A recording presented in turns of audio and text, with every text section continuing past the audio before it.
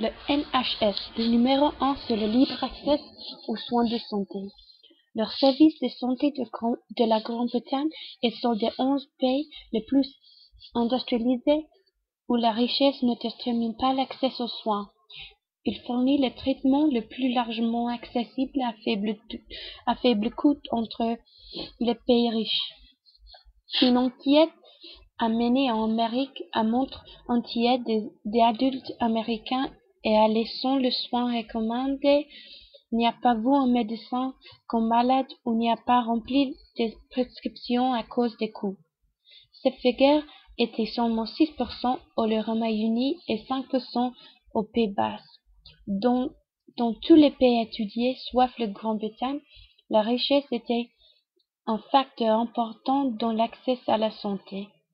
L'enquête de 19 700 patients dans 11 pays ont constaté des différences substantielles entre les pays sur l'accès aux soins lorsque sont malades. Une moyenne de 20% des patients britanniques ont rapporté l'accès même au lendemain pour les médecins en cas de maladie. Moins de 83% des adultes suisses signalaient un accès rapide à médecin. En revanche, cependant, seulement 57% des adultes en Suisse et aux États-Unis et moins de moitié au Canada et Norvège ont été plus rapidement de la patients britanniques. Le NHS était aussi extrêmement rentable, avec des dépenses sur la santé par personne presque le plus bas dans l'enquête. En Nouvelle-Zélande, une personne dans 7 a dit qu'il manquait des visites à l'hôpital en raison de coûts.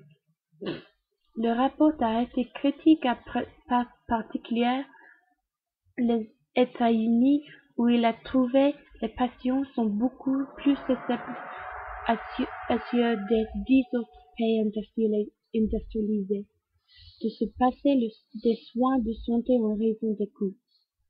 Le directeur général de la Confédération de NHS a dit que le rapport était le bon résultat pour le Royaume-Uni.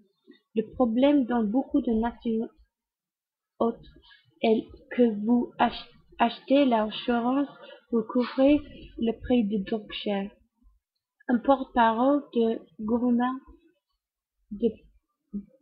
a dit les déclarages du Royaume-Uni est derrière à beaucoup de services médicaux du système international sur le taux de survie, par exemple pour les maladies comme cancer ou accidents vasculaires cérébraux, et le NHS doit réformer pour attendre des meilleures issues.